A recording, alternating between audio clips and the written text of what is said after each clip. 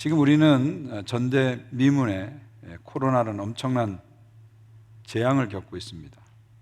전 세계적으로 지금 1억 명이 넘는 사람이 감염됐고요. 한 265만 명이 이 바이러스로 사망을 했습니다.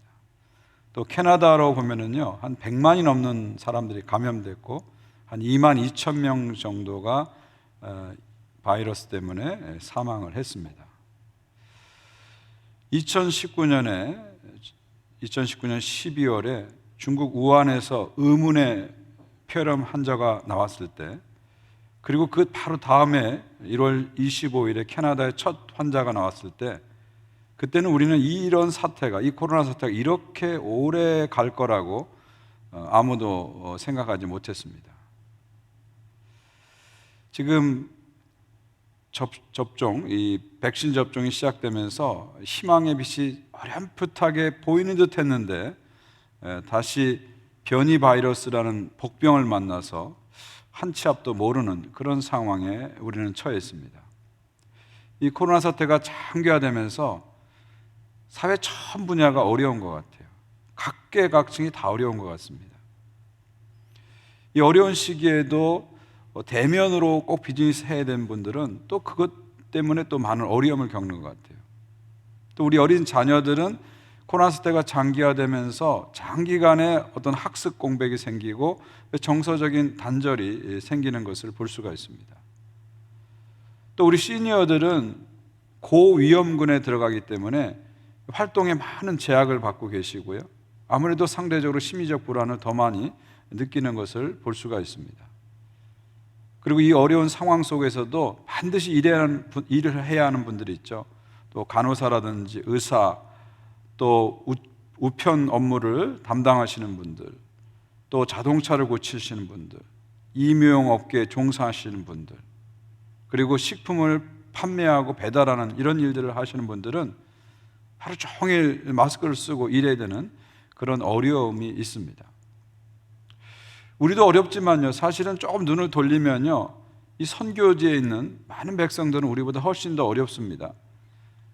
중남미에 있는 우리 선교지의 백성들, 또 아프리카에 있는 선교지 백성들, 또 동남아시아의 선교지 백성들은 우리보다 훨씬 더 많은 어려움을 겪고 있습니다.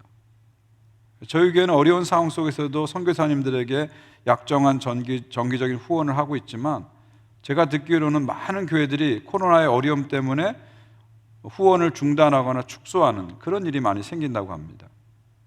지금 선교지에 더 많은 도움이 필요한데 실제로 실타는 더 적게 공급되는 그런 어려움들을 우리 선교사님들이 지금 겪고 있는 것입니다.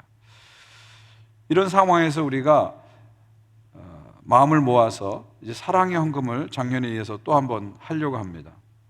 작년에도 우리 성도님들께서 넘치도록 동참해 주셨어요. 우리가 예상한 것보다 더 많이 동참해 주셔서 현금과 물품을 합쳐서 한 10만 여불 정도를 우리가 많은 곳에, 또 귀한 곳에 사용할 수 있었습니다.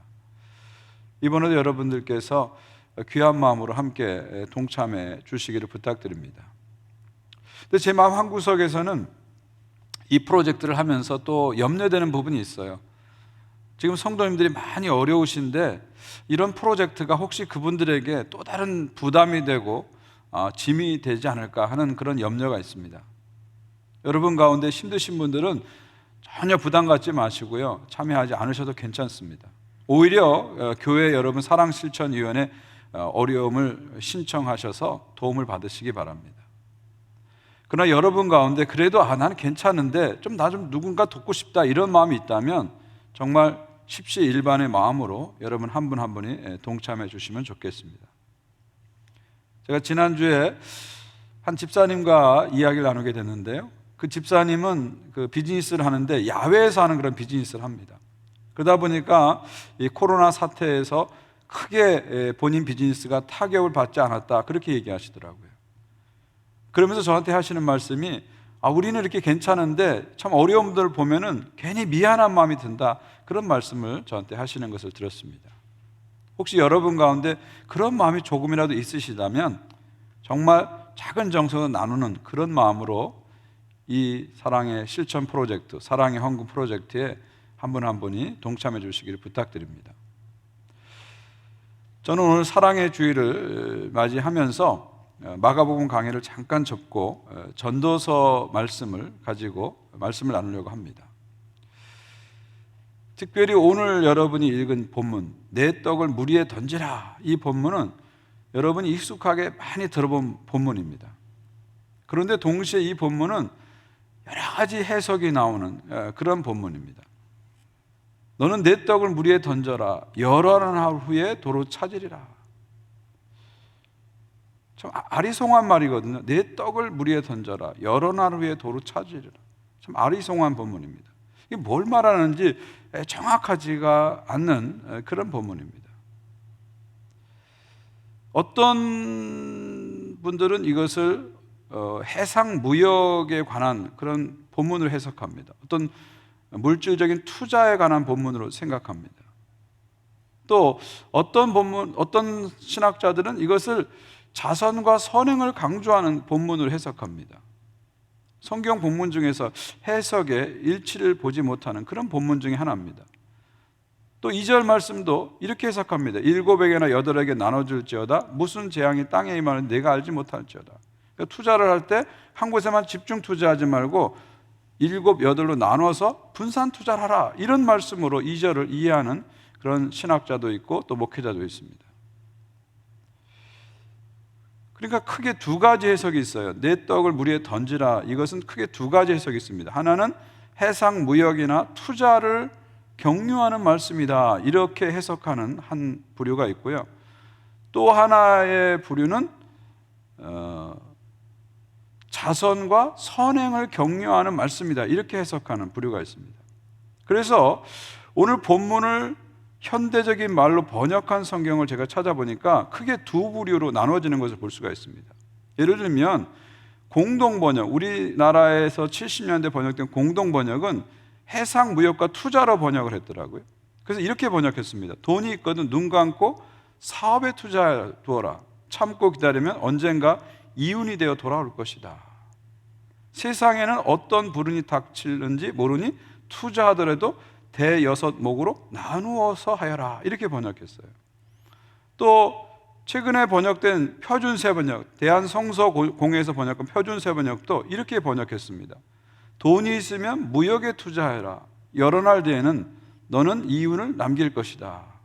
이 세상에서 내가 무슨 재난을 만날지 모르니 투자할 때 7이나 8로 나누어서 하여라. 주식 투자하시는 분들은 쏙 들어올 거예요. 분산 투자하라. 계란을 한 바구니에 담지 말라. 뭐 그런 얘기 아닙니까? 그러니까 공동번역하고 새번역은 그렇게 번역을 했어요.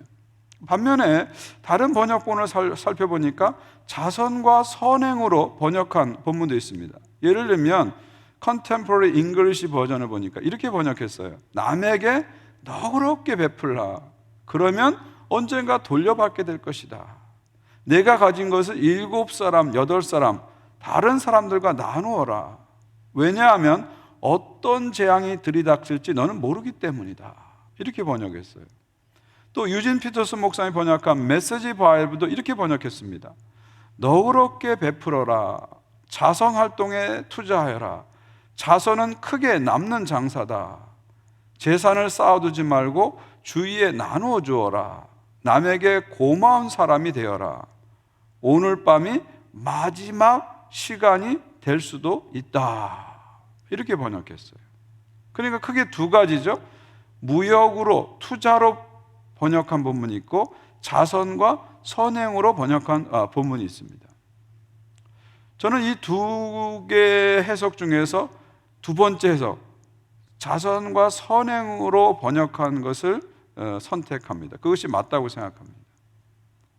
제가 이번 금요일에 우리 교회 유튜브 채널 이렇게 보니까 3년 전에 한석규 목사님께서 이 본문을 가지고 똑같은 제목으로 설교를 하셨더라고요. 근데 한 목사님도 역시 두 번째 해석을 가지고 이 본문을 해석하셨더라고요.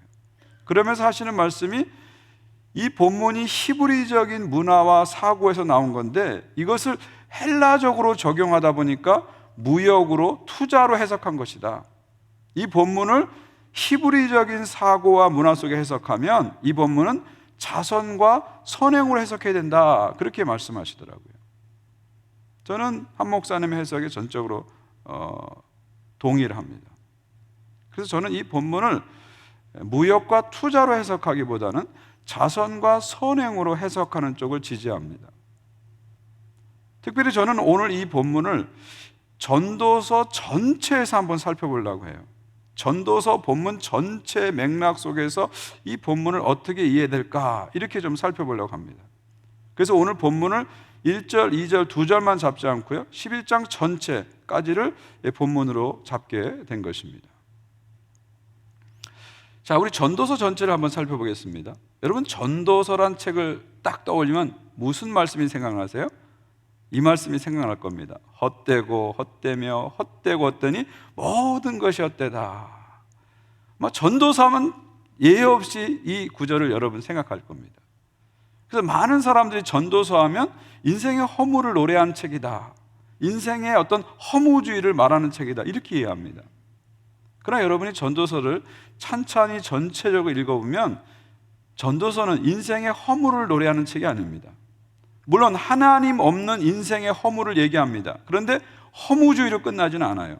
오히려 하나님 없는 인생의 허무라는 배경화면을, 깜깜한 배경화면을 통해서 하나님과 함께하는 인생의 기쁨과 소망을 밝게 드러내는 것이 전도서의 키포인트라고 볼 수 있습니다. 그러니까 전도서는 현실 부정의 책이 아니고요, 아주 강한 현실 긍정의 책이다, 저는 그렇게 봅니다. 전도서의 큰 구조는 이렇게 볼 수 있어요. 전반부가 1장 10장이고 후반부가 11장에서 12장, 이렇게 볼 수 있습니다. 전반부에서는 인생이란 무엇인가, 이걸 다루는 거예요. 솔로몬이 많은 부귀영화를 누리고 나서 참 인생이 뭔가, 그거를 지금 인생의 후반부에 말년에 이렇게 쓴 것입니다. 그리고 11장 12장에서는 그럼 어떻게 살 것인가, 이런 인생을 어떻게 살 것인가를 다루고 있습니다. 그러니까 1장에서 10장이 이론편이라면 12장에서 12장은 실천편이다, 이렇게 볼 수 있습니다. 자, 전반부를 먼저 살펴볼게요. 전반부에서 인생이란 무엇인가 했을 때 세 단어로 설명합니다. 허무, 모순, 불확실, 이 세 단어로 설명합니다. 첫 번째, 인생이란 무엇인가? 인생은 허무하다. 전도서는 인생은 허무하다고 얘기해요. 근데 허무의 가장 큰 원인이 뭐냐? 죽음이라고 얘기합니다. 결국 인간이 열심히 살지만, 아둥바둥 살지만 결국 죽는다. 그래서 인생은 허무하다, 그렇게 얘기합니다. 3장 19절입니다. 전서 3장 19절입니다. 인생이 당한 일을 짐승도 당하나니 그들이 당한 일이 일반이라. 다 동일한 호흡이 있어서 짐승이 죽음같이 사람도 죽으니 사람이 짐승보다 뛰어남이 없으면 모든 것이 헛됨이니라. 결국 사람이나 짐승이나 별 차이 없다는 거예요. 결국은 영원히 살 수 없다는 거예요. 살다가 죽는다는 거예요. 우리가 아무리 열심히 살고 그래서 성공해서 아무리 이 땅에서 화려하게 살아도 인생의 끝은 뭐라고요? 죽음이라는 겁니다.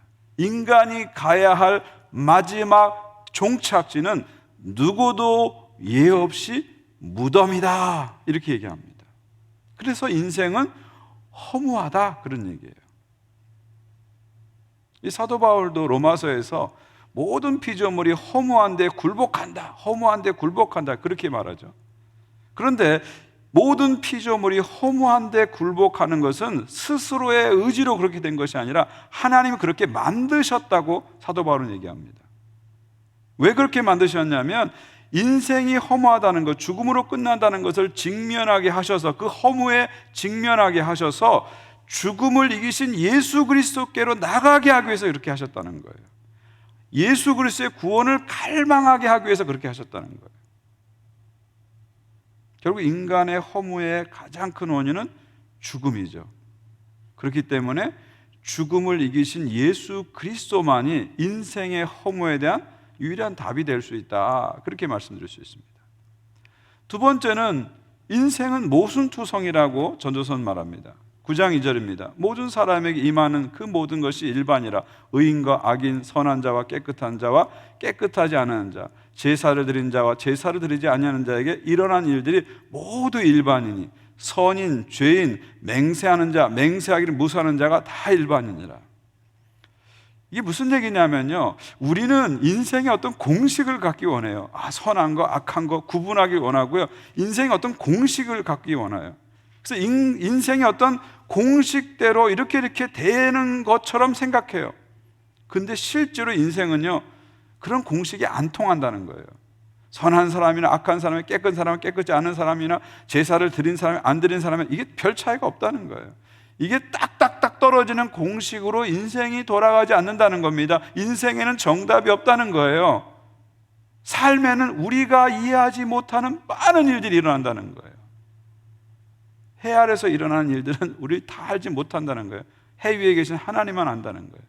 그러니까 이 땅에는요, 어떤 공식과 정답이 없고요, 정말 이해되지 못하는 일들이 너무 많이 일어난다는 거예요. 한마디로 인생은 모순투성이다. 이것이 전도서의 중요한 메시지죠. 세 번째는요, 인생은 불확실하다. 8장 17절입니다. 또 내가 하나님의 모든 행사를 살펴보니 해 아래서 행해지는 일이 사람이 능히 알아낼 수 없도다. 사람이 아무리 애써 알아보려고 할지라도 능히 알지 못하나니 비록 지혜자가 아노라 할지라도 능히 알아내지 못하느로다. 인생에는 때가 있는데요, 그 때를 아무도 모른다는 겁니다. 지혜자도 모른다는 거예요. 지혜자도 모른다는 거예요. 결국 우리 인간은요, 한 치 앞도 내다볼 수 없다는 것입니다. 내일을 모르는 존재가 인간이라는 거예요. 그래서 인생은 하루하루가 불확실하다는 거예요. 이것이 전도서가 말하는 인생론입니다. 인생은 허무하다.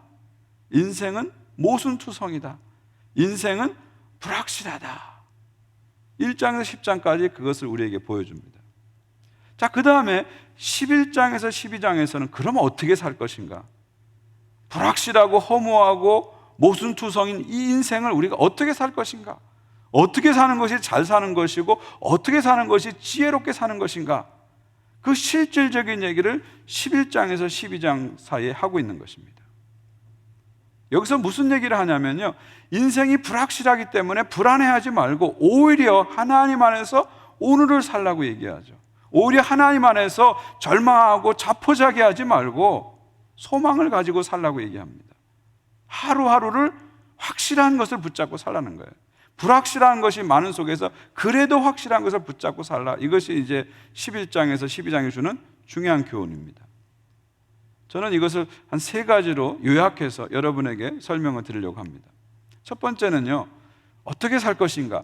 공동체와 좋은 것을 공유하는 삶을 살아라. 공유하는 삶을 살아라. 이것이 첫 번째 지혜입니다. 1절입니다. 11장 1절입니다. 너는 내 떡을 물 위에 던져라. 열어난 후에 도로 찾으리라. 이 말씀이 무슨 뜻이라고요? 자선과 선행을 강조한다. 내가 가진 좋은 것, 그것이 물질이든 재능이든 기회든 사람들과 나누는 삶을 살라는 거죠. 이 11장 1절을 이 타르굼 성경에서는 이렇게 번역했어요. 여러분, 타르굼인 성경은 뭐냐면 그 구약 성경이 히브리어로 되어 있잖아요. 그런데 이스라엘 백성들은 히브리어는 나중에 사어가 되고 실제로 그들이 사용한 언어는 아람어입니다. 여러분, 예수님이 히브리어로 말하지 않으셨어요. 예수님은 아람어로 얘기했어요. 여러분 잘 아시는 아바, 게바, 에바다, 이거 다 아람어입니다.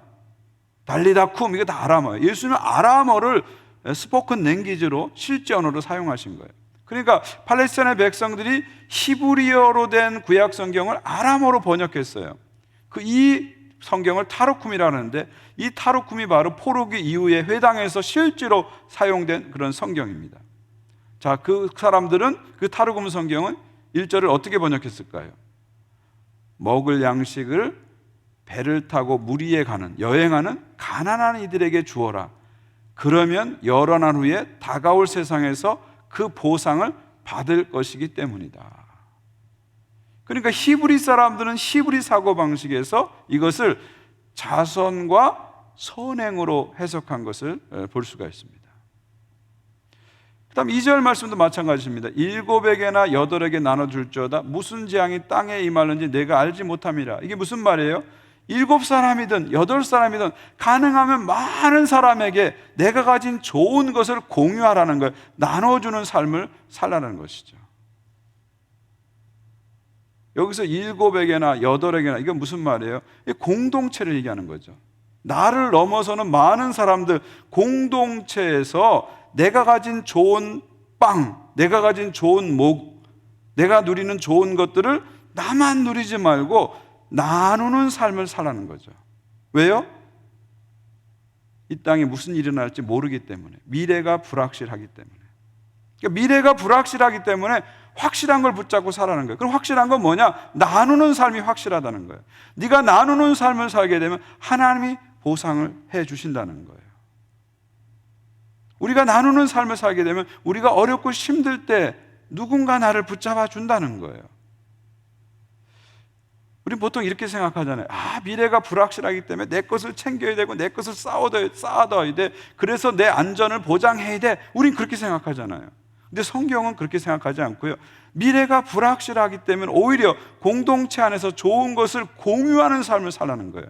그것이 바로 너를 지키는 길이고, 그것이 네가 복을 받는 길이고, 네가 정말 어려울 때 누군가 또 너를 도와줄 것이기 때문에 네가 그런 삶을 사는 것이 너의 안전을 보장하는 길이다. 그것이 하나님이 기뻐하시는 길이다. 하나님이 갚아주는 길이다. 이렇게 설명을 하고 있습니다. 그러니까 오늘 본문은 1절, 2절은 우리들에게 우리의 좋은 것들을 공동체와 공유하는 삶을 살아라. 이것이 하나님이 기뻐하시는 삶이고 하나님이 복을 주는 삶이고 이것이 진정한 미래를 보장하는 삶이다. 이렇게 우리에게 권면을 하고 있는 것이죠. 여러분, 세상 원리는 give and take 아닙니까? 내가 주면은 또 받고, 받으면 주고, 이게 give and take예요. 근데 하나님의 원리는 give, give and give입니다. 주고 또 주고 또 주라는 거예요. 아낌없는 give, 아낌없는 봉사를 하라는 거죠. 빵을 물 위에 던지는 거 무모한 짓처럼 보입니다. 낭비처럼 보여요. 그런데 그것이 결국은 너를 살리고, 그것이 공동체를 살리고, 그것이 하나님께 복을 받는 길이라는 거예요. 우리가 하나님 앞에서 기부 또 주고 또 기부 또 주면 하나님이 우리에게 기부하신다는 거예요. 우리에게 갚아주신다는 것이죠. 그런 원리를 가지고 살아가라는 거예요. 그런 원리로 가지고 살아가라는 거예요. 그렇게 살아가는 것이 진정으로 복을 받는 것이다. 이렇게 성경은 우리에게 권면하고 있습니다. 그러니까 이게 무슨 얘기입니까? 다른 말로 하면은요, 네가 지금 가지고 있는 것들, 네가 누리고 있는 것들 다 네 것이 아니라는 거예요. 함께 나눠야 될 것이라는 거예요. 그리고 그 나누는 것이 결국 너를 든든히 세우는 것이고, 이 사회를 든든히 세우는 것이고, 하나님께 영광을 올려드리는 길이라는 거죠. 제가 지난주에 그 스테반 커리가 농구하는 걸 봤어요. 이 3점 슛 대회 하는 걸 봤는데, 이야, 정말 잘하더라고요. 막 앞에서 넣어도 3점 슛 딱 들어가고, 옆에서 넣어도 들어가고요. 대단하더라고요. 저 스테반 커리의 3점 슛 성공률이 40%가 넘어요. 그러니까 10개 던지면 4개 이상 들어간다는 거죠. 대단한 선수입니다. 저 커리의 연봉이 1년 연봉이 얼마인지 아세요? 4천만 달러예요. 4천만 달러. 40만 달러도 아니고요, 400만 달러도 아니고 4천만 달러의 연봉을 받습니다. 근데 제가 한번 이 커리도 생각을 해봤어요. 이 커리가 저렇게 최고의 선수, NBA의 최고의 선수 되기까지 많은 노력을 했을 거예요. 아마 피나는 훈련과 노력을 했을 거예요. 그런데 이 커리의 노력만으로 저 자리에 왔을까? 4천만 달러를 받는 연봉을 받는 사람이 되었을까? 생각해 보니까 그렇지 않더라고요. 여러분 한번 생각해 보세요. 저 커리가 저처럼 170도 안 되는 키를 갖고 태어났다면 아무리 노력해도 저렇게 못해요. 만약에 저 커리가 아프리카 오지마르에 태어났다면 아무리 피나는 노력해도 저런 대우 못 받습니다. 저 커리가 지금부터 200년 전, 300년 전에 태어났으면요, 그냥 동네에서 공 잘 던지는 애, 이걸로 인생 끝나는 거예요. 그런데 저 커리가 21세기에 태어났기 때문에, 그것도 미국에 태어났기 때문에, 190이 넘는 키로 태어났기 때문에 자신의 노력이 플러스돼서 저 자리에 오르게 된 거죠. 그러니까 커리가 4천만 달러를 받는 것은 자기만의 노력은 아니라는 거예요. 거기에는 부모가 준 도움도 있을 것이고, 사회가 준 배려도 있을 것이고, 세상적으로 얘기하면 운이 좋은 거죠. 세상적으로 얘기하면. 신앙적으로 얘기하면 하나님의 은혜라는 것입니다. 사회적으로 얘기하면 사회가 준 혜택이라고 볼 수 있는 거예요. 그러니까 많은 사람들이 내가 지금 가지고 있는 것, 내가 누리는 것이 내 노력만으로 된 것처럼 자꾸 착각을 해요. 그래서 내가 지금 누리고 있는 것, 가지고 있는 건 내 노력의 산물이기 때문에 이거 당연한 거야, 이렇게 생각해요. 그리고 그것을 누리지 못하는 사람 보면서 저 사람 노력을 안 해서 그래, 이렇게 생각을 해버려요. 여러분, 과연 그럴까요? 과연 그럴까요? 과연 그럴까요? 여러분이 아프리카 저 시골 마을에서 만약에 태어났다면 아무리 노력해도 지금 여러분이 누리는 것 절대 누리지 못합니다. 절대 누리지 못해요. 무슨 얘기입니까? 내가 가진 것, 내가 누리고 있는 것, 내 노력만으로 된 건 아닙니다. 물론 나도 노력했죠. 나도 열심히 살았어요. 근데 그렇게 했다고 해서 다 되는 거 아니죠. 여기에는 부모의 도움도 있고요, 가족의 배려도 있고요, 주변 사람들의 응원도 있었고요, 사회가 준 여러 가지 기회들이 모여져서 오늘 내가 누리고 있는 모든 삶을 살고 있다는 겁니다. 이렇게 생각한다면 내가 가진 것은요, 당연히 내 것만은 아니라는 거예요. 누군가와 나누어야 된다. 이것이 당연한 거예요. 내가 성공했다고 막 교만해서는 안 됩니다. 그리고 실패한 사람도 보면서 무능해서 그래, 비난해서도 절대 안 됩니다. 내 것을 다 내 것으로 여기지 않고 여기는 은혜가 더해진 것이다, 여기는 선물이 더해진 것이다, 여기에는 누군가의 덕분이 더해진 것이다, 이렇게 생각할 때 우리는 누군가와 나누는 것을, 나보다 어려운 사람과 나누는 것을 당연하게 생각하는 거예요. 나 뭐 큰일 했어, 나 좋은 일 했어, 이렇게 생각 안 하고 이거 당연한 거다 생각하는 거예요. 어떤 의미에서 여러분이 지금 가지고 있는 재산이나 소유나 물질이나 재능이나 기회는요, 여러분이 세상을 향해서 갚을 빚이라고 생각하면 돼요. 부채라고 생각하시면 돼요. 우리는 적절하게 그 빚을 갚아가면서 살아야 됩니다. 바울이 평생 동안 복음의 빚진 자라고 생각했잖아요. 나는 빚을 졌기 때문에 내가 아무리 열심히 선교를 해도 자랑할 게 하나도 없는 거예요. 빚 갚는 거니까. 아니, 빚진 사람이 빚 갚는데 뭘 자랑해요? 마찬가지로 내가 가진 것이 하나님 주신 은혜다, 세상을 향한 빚이다, 이렇게 생각하면 우리는 손을 뻗칠 수 있는 거죠. 그래서 나보다 어려운 사람에게 나의 것을 나눠주는 거예요. 그것을 인색한 마음이 아니라 기쁨으로 나눠주게 되는 것이죠. 제가 지난 주간에 우리 교회 어떤 성도님하고 통화를 했어요. 그 성도님은 한인사에 기부도 크게 하시고 봉사활동도 많이 하시는 그런 분이에요.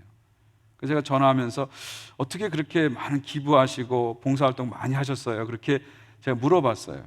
그랬더니 그 분이 저한테 이렇게 말씀하시더라고요. 저는 이민 와서 많은 어려움이 있었습니다. 그런데 한 번도 실패한 적이 없었어요. 제가 하나님마다 잘 됐어요. 그래서 남들보다 많은 재산을 모을 수가 있었어요. 어떤 사람이 열심히 했는데 실패해서 안 됐는데 저는 열심히 했는데 실패를 한 번도 한 적이 없습니다. 그래서 내가 받은 이 행운을 누군가와 나눠야 된다는 걸 저는 당연하게 생각합니다. 그렇게 저한테 말씀하시더라고요. 얼마나 건강한 생각입니까? 얼마나 신앙적인 생각입니까? 저는 우리 모두가 그런 마음으로 우리가 가진 좋은 것들, 그것이 물질이든 재능이든 기회든 기쁜 마음으로 나누시고, 그래서 복을 누리시는 여러분 되시기를 주의 이름으로 축원드립니다. 두 번째는요, 어떻게 살 것인가? 즐겁게 살아라. 인생이 불확실하니까 불안불안하게 살지 말고 미래를 모르니까 오늘을 즐기면서 살아라. 오늘을 즐겁게 살아라. 이것이 전도서의 두 번째 메시지입니다. 3절 보십시오. 구름에 비가 가득하면 땅에 쏟아지며 나무가 나무로 북으로 쓰러지면 그 쓰러진 곳에 그냥 있으리라. 여기서 비라는 것은 성경에서 재난을 상징하는 하나의 메타포입니다. 나무가 쓰러진 것도 역시 재난을 상징합니다. 비와 나무 뭐예요? 재난이 언제 올지 모른다는 거예요. 그만큼 인생이 불확실하다 그런 얘기죠. 4절 보십시오. 풍세를 살펴보는 자는 파종하지 못할 것이요 구름만 바라보는 자는 거두지 못할 것이다. 여러분, 농부가 농사질 때 씨를 뿌리고 추수할 때 뭘 바라보죠? 바람을 바라봅니다. 구름을 바라봅니다. 왜요? 자연현상을 잘 읽어야 농사를 잘 지을 수 있기 때문에. 이런 것을 관찰하면서 얻은 지식과 경험을 가지고, 상식을 가지고 농부는 농사를 져요. 그런데 여러분, 그 상식과 경험만 가지고 농사가 잘 되는 건 아니에요. 생각지 못하는 자연현상이 일어나고 생각지 못하는 일들이 농사 짓는 데는 많이 나타납니다. 결국 무슨 얘기예요? 우리가 아무리 지식과 경험을 가져도 미래를 알 수 없다, 불확실하다 하는 것을 얘기하는 겁니다. 5절 보십시오. 바람의 길이 어떠함을 아이벤 자의 태에서 뼈가 어떻게 자라는지를 내가 알지 못함은 같이 만사를 성취하시는 하나님의 일을 내가 알지 못하니라. 이 바람이 어느 길로 다니는지, 바람의 길을 우리 모른다는 겁니다. 이 뱃속에서, 엄마의 뱃속에 태아에서 아이가 어떻게 자라는지 그 신비한 걸 다 모른다는 거예요. 인간이 많은 걸 아는 것 같지만 모르는 게 더 많다는 겁니다. 그만큼 미래가, 인간사가 불확실하다는 거예요. 해 아래 있는 모든 걸 우린 다 알 수 없어요. 오직 해 아래 계신 하나님만 알고 있는 거예요. 그래서 우리는 이 불확실 앞에서 겸손하게 모든 걸 아시는 하나님의 주권에 겸손하게 순종할 필요가 있는 거죠. 6절 보십시오. 너는 아침에 씨를 뿌리고 저녁에도 손을 놓지 말라. 이것이 잘 되는지 저것이 잘 되는지 혹 둘이 다 잘 되는지 알지 못합니다. 무슨 얘기입니까? 우리는 아침부터 저녁까지 정말 눈썹이 휘날리도록 열심히 삽니다. 근데 이게 잘 될지 안 되는지 아무도 몰라요. 여러분, 세상에 열심히 안 사는 사람은 어디 있습니까? 실패한 사람들은 열심히 안 살아서 실패한 겁니까? 그렇지 않습니다. 아무리 아침부터 저녁까지 열심히 일해도 미래가 불확실하다는 거예요. 우리의 손으로 다 예측하고 제어할 수 없는 것이 인생이다. 인생은 불확실하다. 이것을 우리에게 가르쳐 주는 거죠. 자, 그렇다면 인생이 이렇게 불확실한데, 한치 앞을 내다보지 못하는데 우리 어떻게 살아야 되느냐 하는 거예요. 그냥 불안불안하게 살아야 되느냐? 아니라는 겁니다. 전도서는 오히려 인생이 불확실하기 때문에, 내일이 불확실하기 때문에 오늘을 살아라 이렇게 얘기하는 거예요. 오늘을 즐겁게 살아라, 오늘을 즐기며 살아라. 이것이 전도서의 중요한 메시지입니다. 7절 보십시오. 빛은 실로 아름다운 것이라 눈으로 해를 보는 것이 즐거운 일이로다. 무슨 얘기예요? 햇빛 보고 사는 거, 이거 참 감사한 일이고, 햇빛 보고 사는 거, 이거 참 기쁜 일이라는 거예요. 해가 뜨고 그 햇빛을 맞으면서 내가 걷는 게 이게 보통 축복이 아니라는 겁니다. 그것을 인조이하면서 살라는 거예요. 기뻐하면서 살라는 거예요. 내일은 내일의 태양이 뜹니다. 그러나 그 태양을 내가 볼 수 있을지 못 볼지는 아무도 모르는 거예요. 그러니까 오늘의 태양을 즐기며 살라는 거예요. 내일의 태양을 쫓아서 사는 삶이 아니라 오늘의 태양을 감사하면서, 오늘의 태양을 소중히 여기면서 그것을 즐기면서 살라는 것이죠.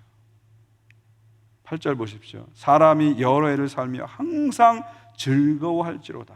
그러나 깜깜한 날들이 많으니 그날들을 생각할지로다. 다가올 일은 다 헛되도다. 자연현상뿐만 아니라 인생의 모든 일들을 항상 어떻게 하라고요? 즐거워할지로다. 즐거워하라는 거예요.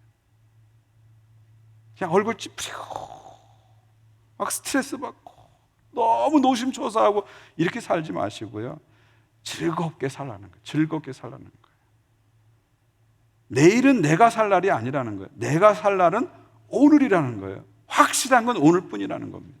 그러니까 오늘을 감사하면서, 오늘을 소중히 여기면서 하나님 안에서 즐겁게 살라, 누리면서 살라, 그런 말씀입니다. 9절 보세요. 청년여, 내 어린 때를 즐거워하며 내 청년의 날을 마음에 기뻐하며 마음에 원하는 길과 내 눈에 보는 대로 행하라. 그러나 하나님이 이 모든 일로 말미암아 너를 심판할 줄 알라. 특히 젊은이들, 젊음을 만끽하고 살라는 거예요. 이 젊음이 언제 사라질지 모르는 거예요. 여기 연세 드신 분들 다 느끼잖아요.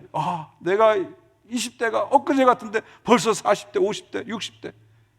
젊음이 금방 사라진다는 거예요. 그러니까 젊음을 만끽하고 살라는 거예요. 자꾸 남의 눈치 보고 남하고 비교하고 주눅 들고 그렇게 살지 말고 네 마음이 가는 대로 살라는 거예요. 네가 정말 원하는 것이 무엇인지를 알고 그걸 원하는 걸 갖고 살라는 겁니다. 물론 그렇다고 해서 방종하라는 얘기는 아닙니다. 왜냐하면 하나님께서 이 모든 것을 보고 계신다는 걸 항상 기억하라는 거죠. 그래서 책임적으로 살라는 말씀도 덧붙이고 있는 겁니다.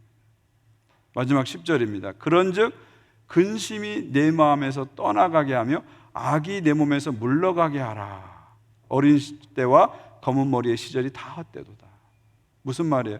즐겁게 살기 위해서는 두 가지를 몸에서 빼버려야 돼요. 하나는 마음에서 근심을 빼버려야 되고요, 몸에서 악을 빼버려야 되는 거예요. 마음에 근심이 가득하면 오늘을 즐겁게 못 살아요. 과거에 일어난 일에도 자꾸 후회하고 미래에 올 일에도 자꾸 걱정하면요, 오늘을 살지 못합니다. 오늘의 행복을 뺏어가는 강도가 두 군데서 오잖아요. 하나는 어제에서 오고 하나는 미래에서 오잖아요. 어제의 후회와 미래의 걱정이 오늘의 행복을 뺏어가는 아주 무서운 강도라는 겁니다. 그러니까 마음속에 근심을 자꾸 빼내라는 거예요. 그래야 오늘을 가볍게 즐겁게 누리면서 살 수 있다는 겁니다. 내 몸에서 악이 물러가게 하라. 나쁜 거, 악한 거, 쓸데없는 욕심, 지나친 욕심 버리라는 거예요. 그리고 오늘을 감사하면서 오늘을 소중히 여기면서 하나님 안에서 기쁘게 살아라. 이것이 두 번째 지혜입니다.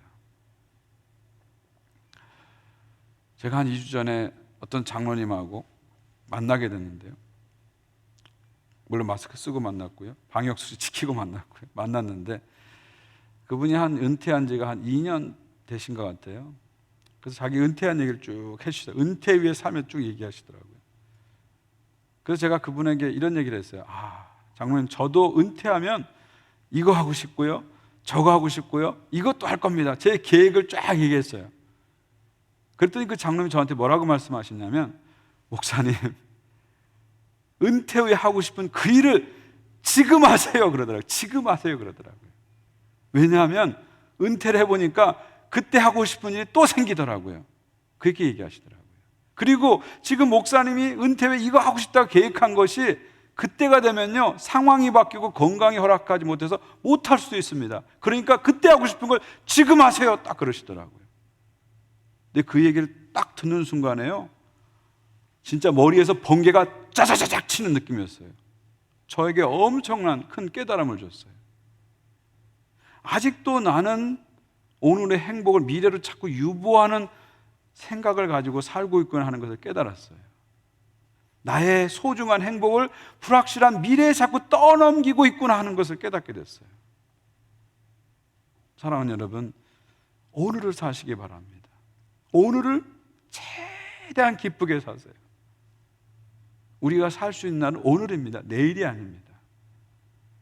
하나님 안에서 이 불확실한 미래 속에서 불안해하지 말고요, 하나님을 신뢰하고 우리에게 허락한 오늘 하루하루를 순간순간을 누리면서 즐겁게 살아라. 이것이 전도서가 주는 중요한 지혜입니다. 그리고 마지막 세 번째 지혜는요, 하나님을 기억하라. 하나님을 기억하라. 가장 중요한 지혜가 세 번째 지혜입니다. 12장 1절 2절입니다. 너는 청년의 때 너의 창조주를 기억하라. 곧 곤고한 날이 이르기 전에 나는 아무 낙이 없다고 한 해들이 가깝기 전에, 해와 빛과 달과 별들이 어둡기 전에, 비디의 구름이 다시 일어나기 전에 그리하라. 전도서가 우리 인생을 향해 주는 마지막 명령, 그것은 remember, 기억하라는 거예요. 뭘 기억하라고요? 창조주 하나님을 기억하라. 이게 최종적인 명령입니다. 곤고한 날이 이르기 전에, 인생에 아무 낙이 없다고 하는 그날이 이르기 전에, 무슨 말이에요? 죽음이 오기 전에 창조주 하나님을 기억하라는 거예요. 해와 빛과 달과 별들이 어둡기 전에, 세상이 끝나기 전에 창조주 하나님을 기억하라는 거예요. 그 다음에 기회가 없으니까 그 전에 창조주 하나님을 기억하라는 거예요. 그리고 기억하려고 하면은 가능하면 빨리 기억하라는 거예요. 청년의 때에 다 나이 들어서 하나님을 기억하는 것도 나쁘진 않지만 가능하면 더 빨리 하나님을 기억해서 지혜롭게 살라, 그런 말입니다. 결국 무슨 얘기예요? 우리는 피조물이라는 걸 기억하라는 거예요. 창조주 하나님을 기억하라, 이 말은 우리는 피조물이라는 걸 기억하라는 거예요. 우리가 인생과 세계의 주인이 아니라 하나님이 인생과 세계의 주인이라는 것을 항상 기억하고 살라, 그런 말입니다. 여러분, 이어령 교수님 아시죠? 한국의 최고의 지성이라고 하잖아요. 모든 분야에 아주 박학다식한 그런 박사님이시고 교수님이시고 한국 최초의 문화부 장관 하신 분이잖아요. 사실 그분이 젊었을 때는 무신론자였기 때문에 기독교를 비판하는 글을 많이 썼습니다. 그러다가 그분이 70세 됐을 때 하나님 앞에 무릎을 꿇었습니다. 그리고 하나님과 사람 앞에 무릎 꿇고 세례를 받으셨어요. 기독교로 들어오셨죠.